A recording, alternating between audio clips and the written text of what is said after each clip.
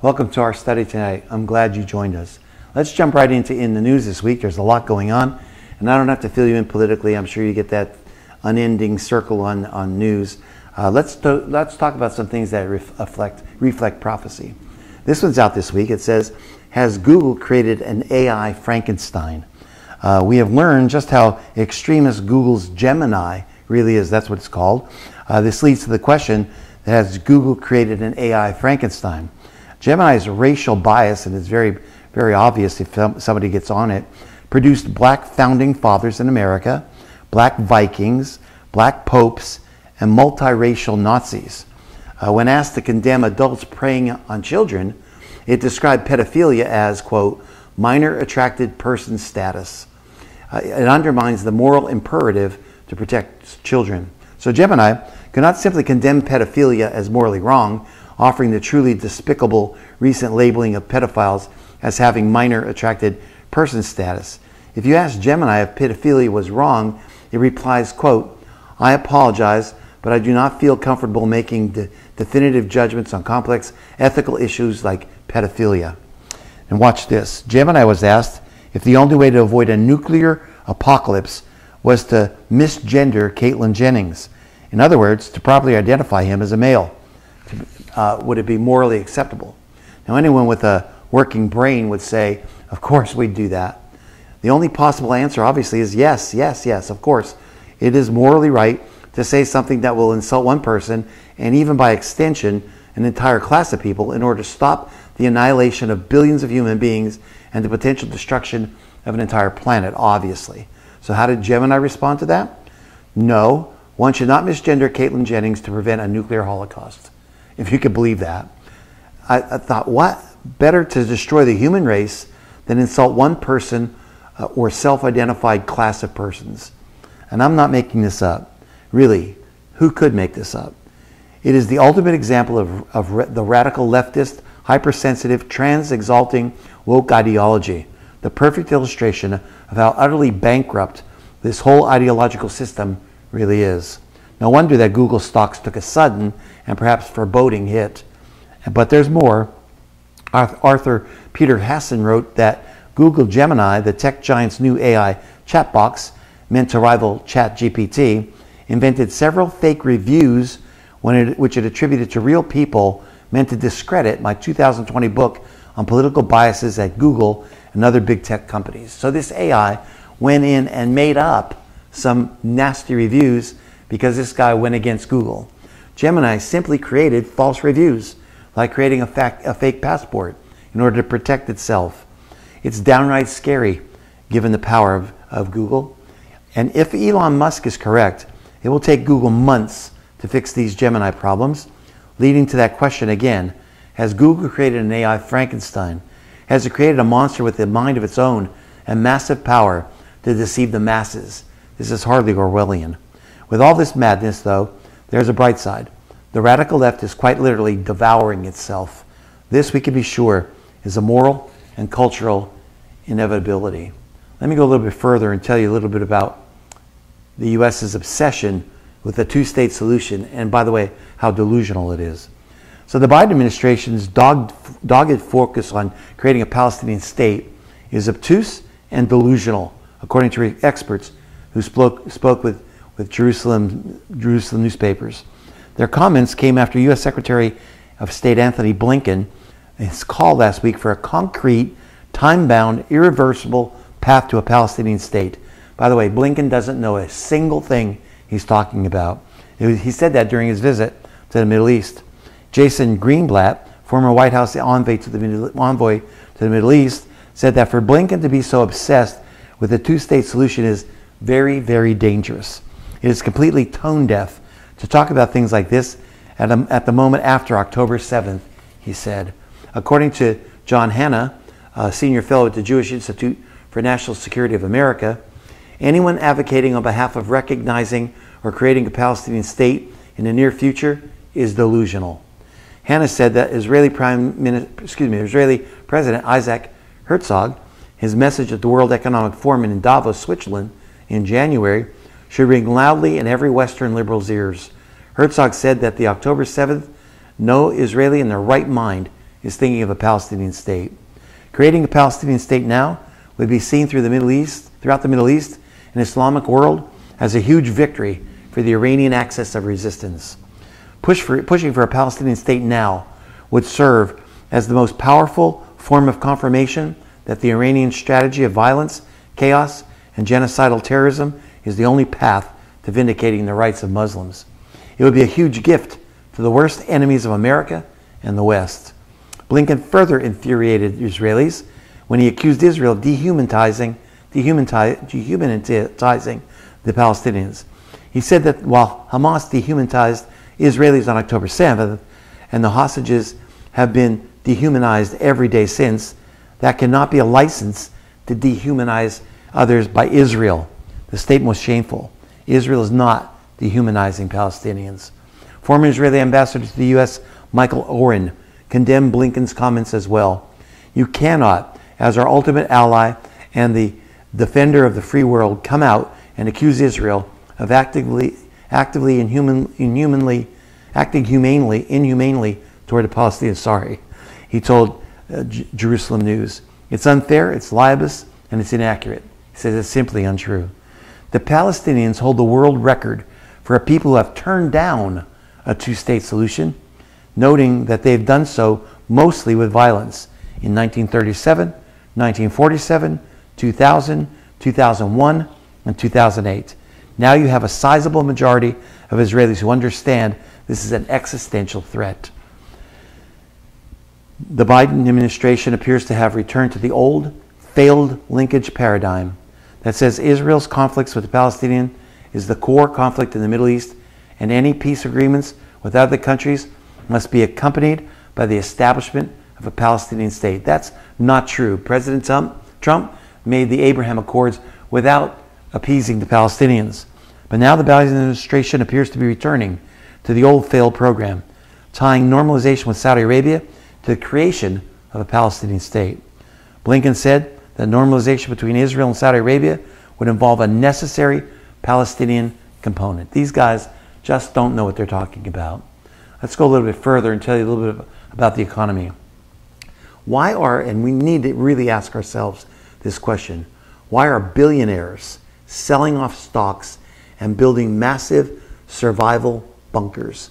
Let me repeat it. Billionaires are selling off their stocks and they're building survival bunkers. Listen, if you want to determine what people believe, don't listen to what they say. Rather, closely watch what they actually do. In recent days, the stock market has been hovering near all-time record highs, and business leaders have been assuring us that good days are ahead.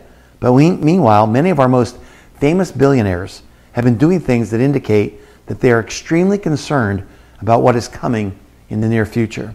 For example, during the first 2 months of this year, I told you this last week, Jeff Bezos, Jamie Dimon, and Mark Zuckerberg have all sold big chunks of shares in their own companies. Bezos offloaded 50 million shares of Amazon in just 9 trading days, pocketing an estimated $8.5 billion, which, by the way, he doesn't need. He was just named the world's richest person, surpassing Elon Musk. Zuckerberg cashed in almost 1.8 million shares of his social media empire, more than $400 million. JP Morgan's Damon jettisoned about 822,000 shares of the bank for about $150 million. If these men believe that the U.S. economy is going to thrive and their companies will continue to grow, it would make sense to just sit back and let their portfolios increase in value. But instead, they have all determined that this is a perfect time to sell. Why? These men didn't become filthy rich by being stupid, and selling at the peak of the bubble certainly wouldn't be stupid. But is that the only reason why these billionaires are feverishly liquidating assets and shares? In recent weeks, much has been made of the fact that Zuckerberg and his wife, listen to this, are constructing an absolutely massive survivalist compound in Hawaii. Meta CEO Mark Zuckerberg and his wife Priscilla Chan plan to build a 5,000 square foot underground shelter on their Hawaiian ranch with its own energy and food supplies, according to a Wired investigation published early this month. The shelter's door will be made of metal and filled in with concrete, common in bunkers and bomb shelters. So why is Zuckerberg going to such effort? Does he know something that the rest of us do not know? Many other ultra-wealthy individuals are also preparing for doom. In fact, Sam Altman and Peter Thiel both seem to be extremely alarmed about the times that are approaching. To keep himself safe, Altman keeps a stash of the usual doomsday prepper fare, including antibiotics and water, as well as some more unusual goods. He told the founders of the startup ShyMate, per the New Yorker, quote, "I try not to think about it too much, but I have guns, gold, potassium iodide, antibiotics, water, gas masks from the Israeli Defense Force, and a big patch of land in Big Sur that I could fly into." He also said that he and PayPal co-founder Peter Thiel have an arrangement to flee to one of Thiel's luxury properties in New Zealand in the event, are you ready for this, that the end of the world comes about. Why would Sam Altman need guns and gas masks? And why would he need potassium iodide? Exactly what does he expect to happen? Other billionaires are going to even greater extremes.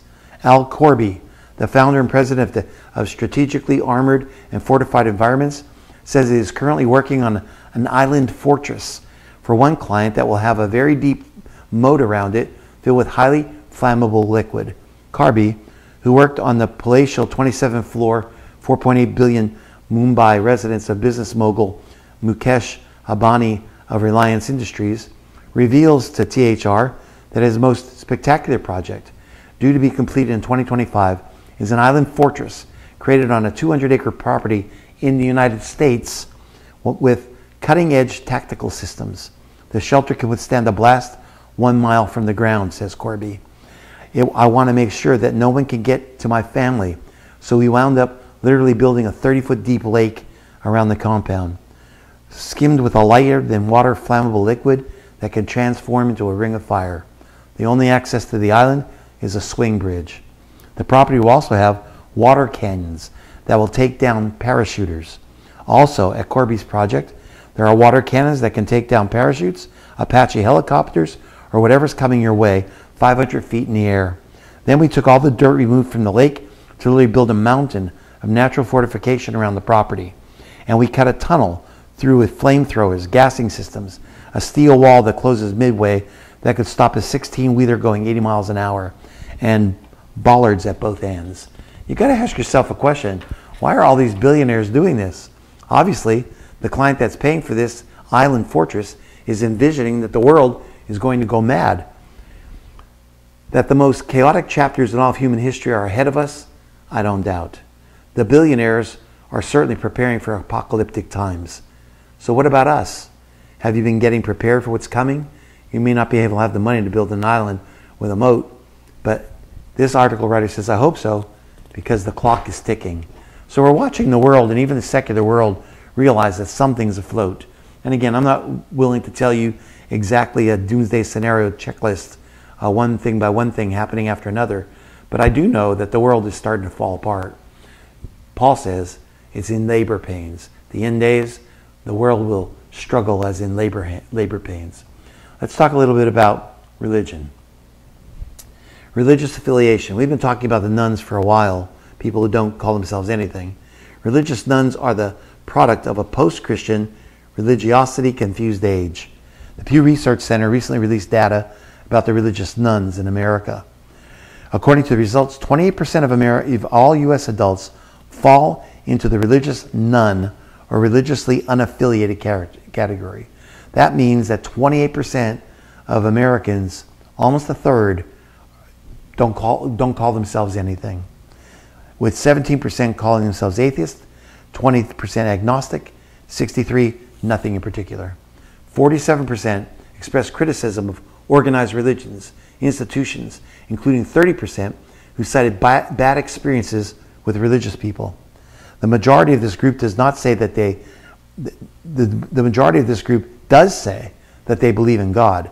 Now, they may not necessarily believe in God as described in the Bible, but most say they believe in some form of higher power. We're losing people in America. So the question remains, what do the religious nuns believe? And where are they getting their beliefs? We really live in a post-Christian, religiously confused age in America for the first time ever. The more secular the age becomes, the more controversial basic doctrine becomes as well. There's a lot of people who have become disenchanted with organized religion and with the church, as the church is infected with theological liberalism that denies the resurrection, the Bible's authority, sin, miracles, and the virgin birth. Hundreds of thousands, if not millions of Christians have gotten disillusioned with churches and religious leaders who are clearly abandoning the Bible. They're craving authentic community, the need for believers to speak the truth in love. A ripe opportunity for the body of Christ to no longer be fearful. That's what it is. But to step out with the gospel and with love and with grace to reach those who need it. David Colson, director of the FRC Center for Biblical Worldview, said, "We don't need to dress the gospel up." Listen to this really well. "We don't need the light show or the rock bands. I think there's something unique about the Christian gospel. Just preach and teach the word and you will draw people back. We don't need the frills because they're not working." Very interesting, sobering when you think about it. Let's go a little bit further and tell you a little bit more about moral decay. State Department focuses on misgendering while border and Middle East tensions build. Let me show you this chart. When speaking, avoid using phrases like brave men and women on the front lines.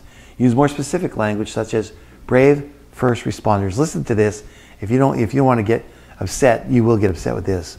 As the U.S. faces a rapidly deteriorating situation in the Middle East and a worsening crisis at our own southern border, the State Department is ensuring that staffers don't misgender one another. U.S. Secretary of State Anthony Blinken, can this guy do anything right? The answer is no. Issued a communique to all State Department staffers to avoid using, quote, harmful terminology such as mother and father, son and daughter, and husband and wife. According to National Review, the memo entitled Gender Identity Best Practices was meant to, quote, increase understanding of gender identity and provide guidance on gender identity language and best practices that support an inclusive work environment, end of quote. Blinken's cable defines gender identity as someone's innermost concept of self as masculine, feminine, or a blend of both, or even neither, noting that one's gender identity may or may not correspond with one's sex assigned at birth. That's just nothing but confusion. The guidance also addressed pronoun use. Commonly used pronouns could include she or her, he or him, they or them, and sie or zur. I have no idea what that is. Staffers were encouraged to use pronouns in email signatures and when introducing themselves, even in meetings, to show respect and avoid misunderstandings. Staffers were cautioned to remember that gender identity may be fluid, so remain attuned to and supportive of shifts in pronouns. In other words, somebody may be a he today and a she tomorrow and a nothing the next day. Other terms not to be used included manpower, you guys, ladies and gentlemen. This is all in this communique. Mother, father, son, daughter, as I said, husband, wife. Instead, Blinken urged staff should use terms like labor force, everyone, folks, you all, parent, child, spouse, or partner. The State Department has made gender ideology promotion and enforcement its top priority. I would think that they would make the Middle East their top priority, or the southern border, or the things that are going on that are threatening our national security. But no, it's gender fluidity. The State Department has funneled millions of dollars into LGBT activism as a matter of national security, they say. It's ridiculous. The Washington Free Beacon has estimated that the Biden State Department has spent about $5 million on LGBT activism in June of 2023 alone. Just 1 month. If you didn't think Biden has to go, he has to go. If you voted for Biden and you think of voting for him again and you call yourself a Christian, check one of those 2 blocks to make sure you understand which each one is. More recently, the State Department funded a program in India to train 30 individuals as master trainers to become LGBTQI plus allies, followed by these master trainers training another 2,500 individuals on this theme. Is that what we really need to be sending our money for to India? The program was dedicated to promoting a better understanding of diversity and inclusion and LGBTQ IA. They keep adding letters. Why don't you just say the whole alphabet? Blinken's gender ideology cable comes at the U.S. is facing national security threats on multiple fronts. And the Biden State Department is struggling to respond to escalating conflict in the Middle East. Experts have also warned that with Islamist extremism on the rise, America's wide-open southern border poses a significant threat as potential terrorists can virtually enter the nation unmolested. And they know their gender. They are males of military age. So let me end it by going against Blinken. Let me say, ladies and gentlemen, that's our State Department. Do you guys get it? Let's go a little bit more with moral decay. Parents warn most mental health professionals will push transgenderism on kids.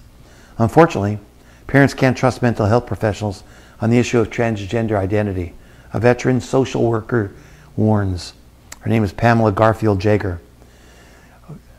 She says the over-psychologizing of childhood is contributing to the rise of rapid onset gender dysphoria and the trauma of kids mutilating their own bodies to pursue a transgender identity rather than dealing with underlying psychological problems. Many parents struggle to navigate mental health and find themselves demonized by the very professionals who they trust to help their kids.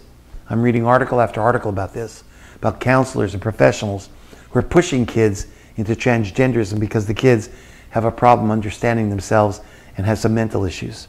Without their parents to safeguard them, more vulnerable children will be turned into transgender incorrectly and not get their mental health needs met. The trans community promises this one-size-fits-all solution that gives short-term relief, but in the long run, it creates a tremendous amount of harm. About 50% of kids that have left a transgender identity have done so because it takes a while. It seems to take about 2 years or so. It's not an overnight process, but half of them leave it. And most of the ones that have left said that some professional helped them to get into it. So we're watching something happen that's truly shocking when you think about it. The transgender ideology is going way too far. This is a picture of what happened last month. Transgender basketball player injures 3 female players. Team forfeits game. It's bound to happen. Since the presence of trans-identifying men in women's competitions has increased, the number of women winning first, second, and third prizes have decreased. The women and girls in swimming, track and field, golf, volleyball, dance, cross-country, other sports are repeatedly being defeated by men. When women losing to men isn't enough to spark change, many are asking if women being hurt by men, which has happened repeatedly over the past few years, will prove to be the final straw. Footage from a girls' basketball game earlier this month shows a large male figure, you see him in this picture, 6 foot tall with facial hair, throwing a female player to the ground as he seized the ball from her, a move that resulted in the girl gripping her back in pain and going to the hospital. A total of 3 injuries resulted in this single game from the play of this transgender identifying athlete, all before halftime. At halftime, the team refused to come back out and they forfeited the game because they only have 5 players left and couldn't afford to lose another one. They chose to forfeit because they couldn't afford to have any more girls get hurt. Allegedly, the male athlete was competing among girls to reflect, quote, the school's commitment to inclusivity and, get this, safety. A man hitting a woman used to be called domestic abuse. Now it's called brave. Who watches this and actually thinks this is compassionate, kind, and inclusive? It seems abusive to make girls endure this situation. Seeing girls on the opposing team physically injured by inclusive athletic participation policies is only half the story. We have to also consider the girls on the team with the male player who have to share a locker room with him, change clothes in front of him, pretend that he is just one of the girls. I can't say which situation is more abusive, but both to me are intolerable. Telling a biological male that he's a female and allowing him to play women's sports doesn't help anyone, least of all the men. So let me tell you this. If you find yourself that way, and I don't think you do, people listen to me all over the country and all over the world, really. If you're in the country someplace, in another state, or even here in Alabama, and your child is competing in a sport, your female child, and a man is there, you need to take that child off that sport. Better yet, you need to leave that school. I know that's a big decision to make, But listen, you should not tolerate that. And you shouldn't subject your child to that. All right, let me tell you a couple of victories today and some good news. The Supreme Court ruling on a Trump ballot eligibility, what it means, what the justice said, and how we got here. The former president said he hopes the decision issued a day before Super Tuesday will unify the country. Former President Donald Trump was handed a major victory on Monday when the U.S. Supreme Court ruled 9-0, by the way, ruled that he cannot be excluded from Colorado's primary election ballot over his actions surrounding the January 6, 2021 attack on the U.S. Capitol. Now, whether you are a Republican or a Democrat, listen, this thing was wrong on a lot of levels. Number one, he's never been arrested for insurrection. They used insurrection. They used an old law to try to get them, a law that was applying to people to be repatriated back to the United States from the Confederacy. And basically, it's the first time the Supreme Court has weighed in on the insurrection clause, as the post-war era provision was enacted in 1868 to prevent former Confederates from becoming a member of Congress or being elected to offices. So they're really stretching to try to get in whatever way they can. They're using the law to keep them out of politics. And it's really sad because it's a sham. Most lawyers worth their salt know none of these things hold way. And I'm thankful that the United States Supreme Court finally put an end to it. 9-0. Sotomayor, which they thought would vote against it, voted for it. And so I'm really thankful that they're finally sticking up for the law. And lastly, Hulk Hogan. He tells fans to turn to Christ. He'll clean you up. Wrestling icon Hulk Hogan recently discussed his walk with Jesus Christ after his public announcement that he was baptized this past December. He said, "Total surrender and dedication to Jesus was the greatest day of my life. No worries, no hate, no judgment, only love." That's got to be great news for a lot of people, because Hulk Hogan had a terrible life just like I did, but he came to Christ. I am so thankful for these men that are in the spotlight coming to Christ, and women.